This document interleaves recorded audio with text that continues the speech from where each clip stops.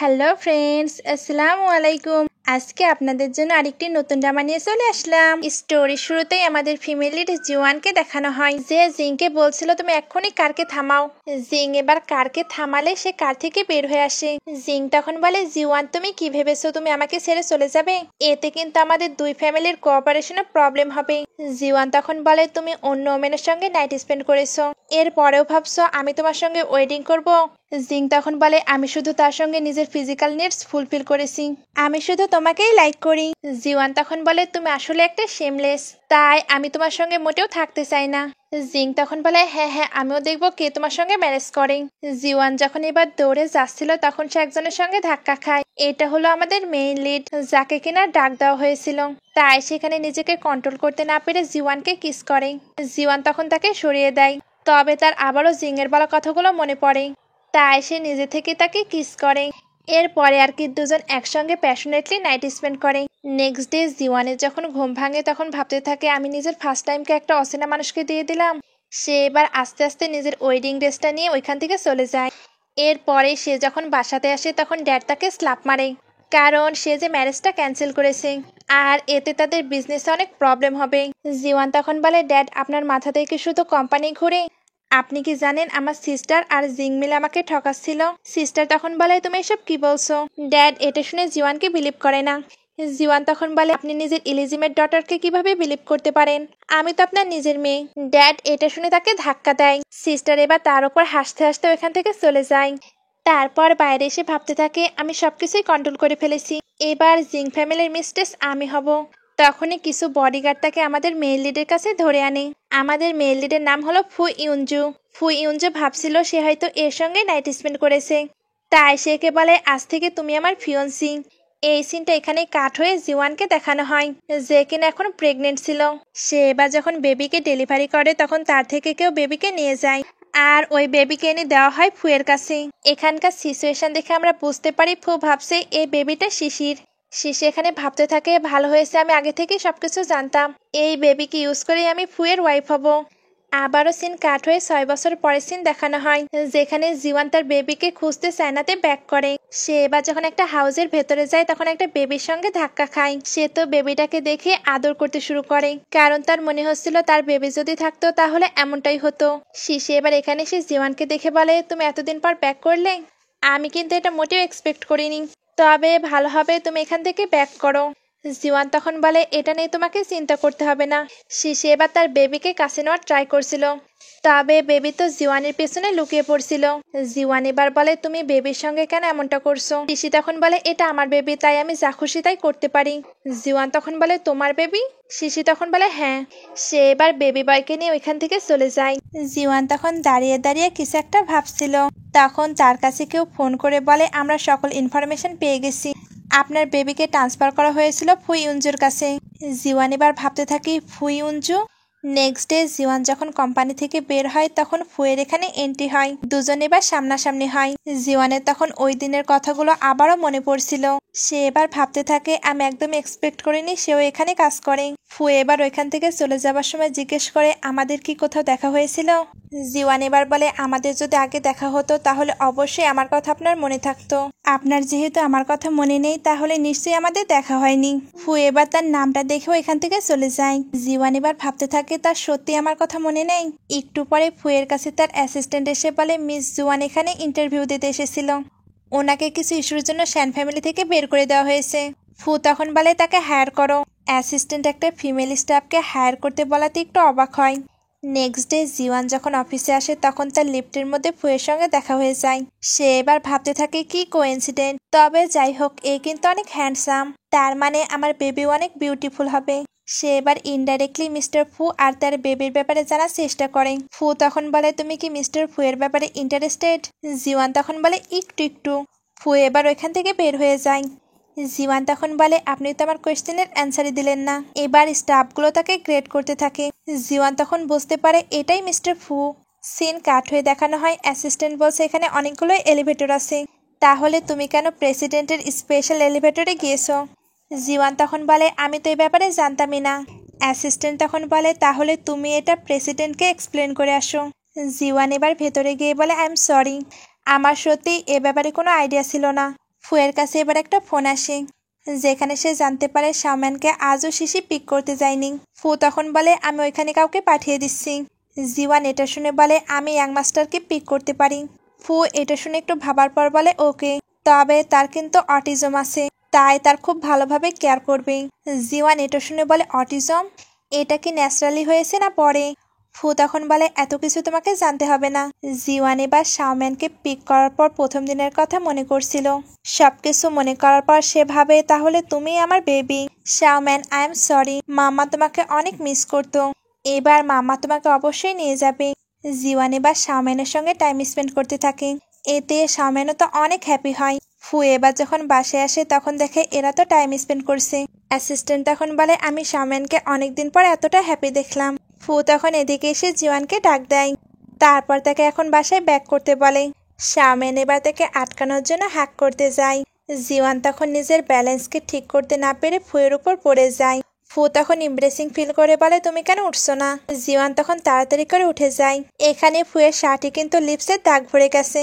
জিওয়ানের hair এবার আটকে গেলে ফু এটা বের করে দেয়। জিওয়ান এবার ফুয়ের শার্টটা ক্লিন করতে চায়। ফু তখন বলে এটার কোনো প্রয়োজন নেই। সে এবার শাওম্যানকে বলে তুমি জানো তুমি এক্ষুনি যেটা করলে সেটা ভুল, তাই নেক্সট টাইম যেন এমন কোনো কিছু না হয়। জিওয়ান তখন বলে আপনি তার সঙ্গে এমন হাসলি কথা বলতে পারেন না, সে তো এটা কোনো পারপোজ নিয়ে করেনি। সে এবার শাওম্যানের কাছে বসে বলে শাওম্যান আন্টি তোমার উপর একদমই রাগ করেনি, তবে এখন তো অনেক লেট হয়ে গেছে তাই আন্টিকে বাসাতে যেতেই হবে। শাওম্যান তখন তাকে যাওয়ার পারমিশন দিয়ে দেয়। জিওয়ান এবার বলে আপনি তো জানেন সে শিখ, তাই আপনার তার প্রতি আরো বেশি জেন্টাল হওয়া উচিত। ফু তখন বলে ওকে আমি জানি। জিওয়ান এবার শাওম্যানকে বলে আন্টি তোমার সঙ্গে আবারও দেখা করতে আসবে। সে এবার চলে গেলে ফু শাওম্যানের কেয়ার করতে শুরু করে। নেক্সট ডে জিওয়ান ফুকে একটা ফাইল দিতে আসে। সে এবার যখন চলে যাচ্ছিল তখন ফুয়ের কালকের কথাগুলো বারবার মনে পড়ছিল। অ্যাকচুয়ালি ফুয়ের তার প্রতি কিছু ফিলিংস ক্রিয়েট হচ্ছিল। শিশি এবার ফুয়ের সঙ্গে দেখা করতে আসে। সে যখন জিওয়ানকে দেখে তখন বলে তুমি এখানে কি করছো? জিওয়ান তখন বলে আমি এখানে কাজ করি। ফু তখন উঠে বলে তুমি এখানে কেন এসেছো? শিশি তখন বলে আমি তোমাকে অনেক মিস করছিলাম। ফু জানো এই মেয়েটা একদমই ভালো না, তাই তুমি তাকে ফায়ার করো। জিওয়ান তখন বলে আমি এখন কি করলাম যে তুমি এগুলো বলছো? শিশি তখন বলে তুমি যদি ভালোই হতে তাহলে তোমার ড্যাড কেন তোমাকে অ্যাব্রোডে পাঠিয়ে দিয়েছিল? ফু তখন বলে এনাফ, তোমার কোম্পানির বিষয় নিয়ে ইন্টারফেয়ার করার একদমই প্রয়োজন নেই।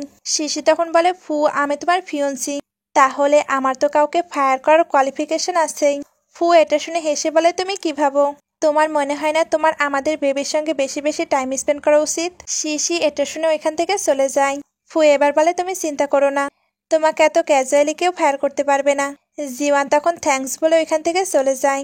নেক্সট সিনে শিশিকে শাওম্যানের কাছে দেখানো হয়। শাওম্যান তো কার্টুন দেখছিল। শিশি তখন এটা কেড়ে নিয়ে বলে অনেক নয়েজ হচ্ছে। এবার তার চোখ ওই শার্টের দিকে যায় যেখানে কিনা লিপসের দাগ লেগেছিল। সে এটা দেখেই ফিল করতে পারে এটা কার লিপসের দাগ হতে পারে। তার এবার জিওয়ানের উপর অনেক রাগ হয়। ফু এবার যখন বাসায় আসে তখন শিশি বলে জিওয়ান এখানে একটা ব্যাড মোটিভ নিয়ে এসেছিল, সে আমাদের বেবিকে হার্ম করেছে। ফু এবার বলে শাওম্যান তুমি কি ড্যাডকে বলবে আন জিওয়ান তোমাকে বুলি করেছে কি করেনি? তুমি যদি সত্য না বলো তাহলে আমি কিন্তু আন্ট জিওয়ানকে বের করে দিব। শাওম্যান তখন বলে ড্যাড সে আমাকে বুলি করেনি, আন্ট জিওয়ান তো অনেক ভালো, আমি তাকে অনেক লাইক করি। ফু এখানে জানতে পারে জিওয়ান তো শিশিরই সিস্টার। সে এবার এ ব্যাপারে শিশিকে জিজ্ঞেস করে। শিশি তখন বলে হ্যাঁ সে তো আমার সিস্টার, তবে তাকে আমাদের হাউস থেকে বের করে দেওয়া হয়েছে। ফুয়ের এবার ওই দিনের কথাগুলো মনে পড়তে থাকে। সে তো এবার কনফিউজড হয়ে যায়, কারণ সে এতদিন জানতোই না শ্যান ফ্যামিলির দুইটা ডটার। সে তো শুধু শিশির ব্যাপারে জানে, এজন্যই ভাবতো সে হয়তো তার সঙ্গে নাইট স্পেন্ড করেছে। শিশি এবার চলে গেলে ফু শাওম্যানকে কোলে নিয়ে বলে তোমার কি এখনো ব্যথা করছে? শাওম্যান তখন বলে না। ফু এবার অ্যাসিস্ট্যান্টকে ফোন করে বলে জিওয়ানের হেয়ার কালেক্ট করো, আমি ডিএনএ টেস্ট করাতে চাই। কিছুক্ষণ পর তার কাছে ওইটার রেজাল্ট চলে আসে। সে এবার জানতে পারে শাওম্যানের মাদার তো জিওয়ান। সে এবার ভাবতে থাকে তাহলে সে কেন প্রিটেন্ড করছে সে আমাকে চিনে না। একটু ভাবার পরে সে শাওম্যানকে জিজ্ঞেস করে তুমি কি আন্ট জিওয়ানকে লাইক করো? শাওম্যান তখন বলে হ্যাঁ। ফু তখন বলে তুমি কি আমাদের সঙ্গে থাকতে চাও? শাওম্যান এতেও হ্যাঁ বলে। ফু তখন কিছু একটা প্ল্যান করে। নেক্সট ডে ফুকে একটা ক্যাফেতে দেখানো হয়। জিওয়ান তখন দৌড়ে ওইখানে এসে বলে সরি আমার একটু লেট হয়ে গেল। ফু তখন বলে কোনো ব্যাপার না, তুমি বসো। জিওয়ান এবার বসলে ফু বলে তুমি কি কাউকে লাইক করো? জিওয়ান তখন বলে না। তবে আপনি কেন আমাকে এটা জিজ্ঞেস করছেন? আপনি কি আমাকে সিস করতে চান? ফু তখন বলে অফকোর্স নট। এটা বলে কিন্তু সে একটা রিং বের করে তাকে বিয়ের জন্য প্রপোজ করে। জিওয়ান তো এতে বিষম খেয়ে যায়। তা সে বলে ম্যারেজ? ফু তখন বলে শাওমেন তোমাকে লাইক করে, এজন্যই আমার মনে হয় তার মম হিসাবে তুমি পারফেক্ট। জিওয়ান তখন বলে তার মানে শাওমেনের জন্য আপনি আমার সঙ্গে ম্যারেজ করতে চান? ফু তখন বলে তো। জিওয়ান এবার ভাবতে থাকে মিস্টার ফু তো টপ রিচেস্ট ম্যান, তার থেকে আমার বেবির কাস্টাডি নেওয়া এতটাও সহজ না, তাই আমার জন্য হয়তো ম্যারেজটা করে নেওয়াই ভালো হবে। এগুলো ভেবে সে ম্যারেজের জন্য রাজি হয়ে যায়। ফু এটা শুনেই উঠে বলে তাহলে চলো সার্টিফিকেট নিয়ে আসি। জিওয়ান তখন বলে এক্ষুনি? ফু তখন বলে লেট করে কোনো কাজ নেই। দুজনে এবার ম্যারেজ সার্টিফিকেট নিয়ে বাসায় চলে আসে। বাসায় আসার পর ফু তাকে রেস্ট নিতে বলে। জিওয়ান তখন বলে আমি কোন রুমে থাকবো? আমার মনে হয় আমি যদি শাওমেনের সঙ্গে রুম শেয়ার করি তাহলে আমি তার ভালো কেয়ার করতে পারবো। ফু তখন বলে শাওমেনের সঙ্গে নয়, আমার সঙ্গে তোমাকে রুম শেয়ার করতে হবে। জিওয়ান এটা শুনে সাই ফিল করে বলে তার সঙ্গে রুম শেয়ার করব? সে এবার নিজের ইমাজিনেশনে অনেক কিছুই ভাবতে থাকে। অ্যাকচুয়ালি তার মনে হচ্ছিল সে যদি ফুয়ের সঙ্গে রুম শেয়ার করে তাহলে ফু হয়তো তার ক্লোজ হবে। তবে সে আবারও নিজেকে সামলে বলে না না, এমন কোনো কিছুই হবে না। সিন কাট হয়ে দেখানো হয় জিওয়ান শাওমেনকে নিয়ে শুয়ে আছে। তখন ফু রুমের ভেতরে এন্ট্রি নেয়। জিওয়ান তো তাকে দেখে খুবই অ্যাট্রাক্ট ফিল করছিল, কারণ তাকে যে অনেক হ্যান্ডসাম লাগছিল। ফু এবার বলে শাওমেন এখানে কি করছে? জিওয়ান তখন বলে শাওমেন আমার সঙ্গেই ঘুমাতে চায়, তাই আপনি বরং তার রুমে চলে যান। ফু তখন বলে শাওমেনের রুমে তো চিলড্রেন বেড, আমি ওইখানে কিভাবে ঘুমাতে পারি? তবে বাদ দাও, কাল থেকে কিন্তু তাকে তার রুমে পাঠিয়ে দেবে। এটা বলেই ফু ওইখানেই ঘুমিয়ে পড়ে। নেক্সট নাইটে জিওয়ান শাওমেনকে বলে শাওমেন তুমি কি মাম্মার সঙ্গে ঘুমাতে চাও? শাওমেন তখন বলে হ্যাঁ। তবে পাপা তো হয়তো এটা অ্যাগ্রি করবে না। জিওয়ান তখন বলে মাম্মা তোমাকে হেল্প করবে, আমি এখন তোমাকে যা যা বললাম তুমি বুঝতে পেরেছো তাই না? শাওমেন তখন হ্যাঁ বলে। ফু এবার এসে বলে সে আজও এখানে কি করছে? জিওয়ান তখন বলে শাওমেন ভয় পাচ্ছে তাই সে একা থাকতে চাচ্ছে না। ফু তখন বলে কিন্তু এর আগে তো সে একা একাই ঘুমাতো, তখন তো সে একটুও ভয় পেত না। সে এবার শাওমেনকে তার রুমে যেতে বললে শাওমেন জিওয়ানকে জড়িয়ে ধরে। জিওয়ান তখন বলে তাকে আজকের মতো এখানে থাকতে দিন। ফু তখন আর চাইলেও কিছু বলতে পারে না। নেক্সট মর্নিংয়ে জিওয়ান এসে ফুকে বলে আমি শাওমেনকে কিন্ডারগার্টেনে পাঠিয়ে দিয়েছি। সে এবার চলে গেলে ফু কাউকে ফোন করে বলে তুমি আজকে শাওমেনকে টাইম দাও, আর তাকে আজকে তুমি তোমার কাছেই রাখবে। এটা বলে সে ফোনটা কাট করে দেয়। অ্যাকচুয়ালি সে বুঝতে পেরেছে জিওয়ান ইচ্ছা করে এই সকল কিছু করছে, এর জন্য সেও তার সঙ্গে ওইভাবেই প্লে করছে। সিন কাট হয়ে দেখানো হয় জিওয়ান কেক তৈরি করছে। ফু এবার তার কাছে এসে বলে তুমি কি করছো?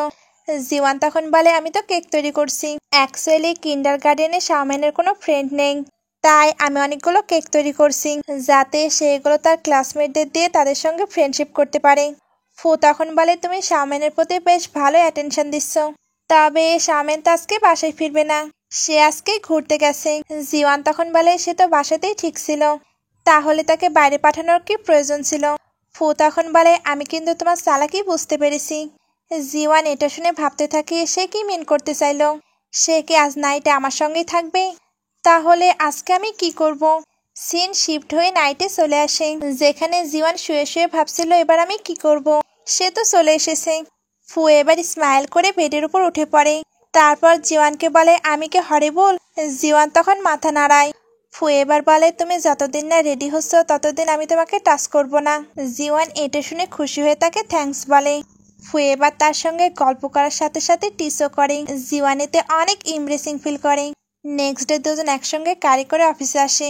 জিওয়ান এবার যখন নামবে তখন ফু তাকে ব্রেকফাস্ট দেয়। জিওয়ান তখন বলে আমি আপনাকে একটা কথা বলতে চাচ্ছিলাম, আমরা কি কোম্পানিতে আমাদের রিলেশনটাকে সিক্রেট রাখতে পারি?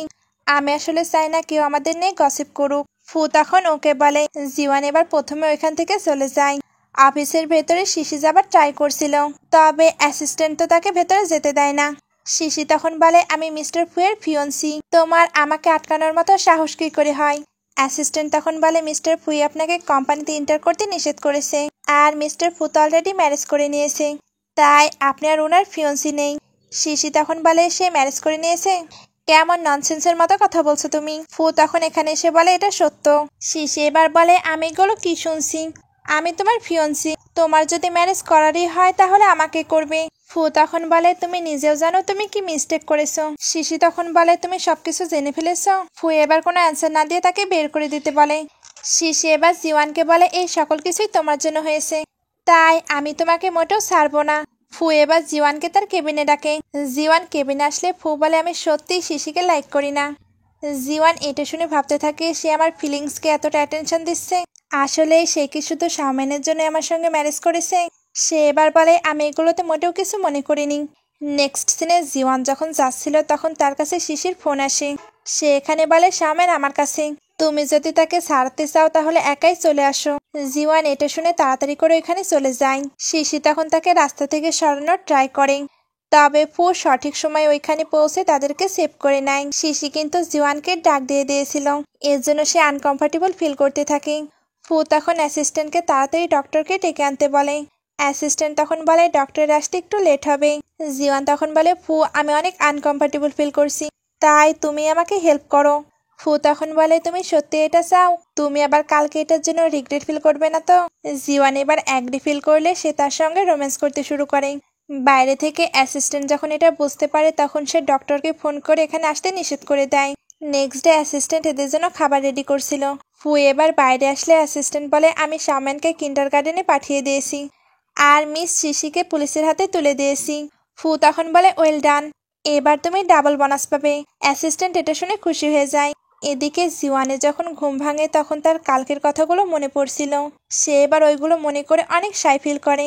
সে এবার যখন বুঝতে পারে ফু আসছে তখন সে ঘুমানোর প্রিটেন্ড করতে থাকে। ফু তো এসেই বুঝতে পারে এ জেগে আছে, তাই সে বলে অনেক হয়েছে, আমি কিন্তু জানি তুমি জেগে আসো। জিওয়ান এটা শোনার পর উঠে না। ফু তখন বলে তুমি যদি না উঠো তাহলে আমি কিন্তু তোমাকে কিস করে দিব। জিওয়ান তো এটা শুনে তাড়াতাড়ি করে উঠে বসে।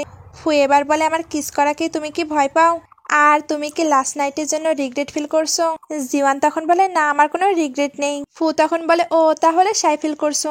জিওয়ান তখন বলে না। ফু এটা শুনে হেসে বলে ওকে তাহলে আমি আর তোমাকে টিস করছি না, এখন তাড়াতাড়ি ব্রেকফাস্ট করে নাও। আর আমার মনে হয় আমাদের রিলেশনটা পাবলিকলি বলা উচিত।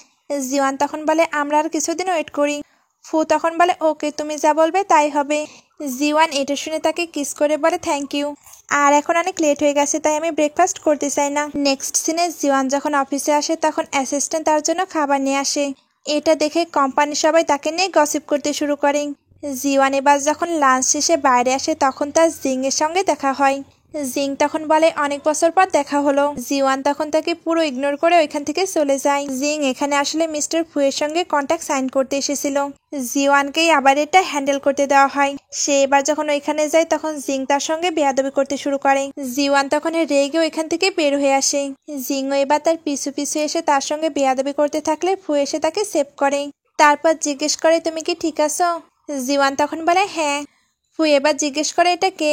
অ্যাসিস্ট্যান্ট তখন জিং এর বিষয়ে সকল কিছু বলে। অ্যাসিস্ট্যান্ট তখন বলে এর নাম মিস্টার জিং, উনি আমাদের সঙ্গে কোঅপারেশনের জন্য এসেছে।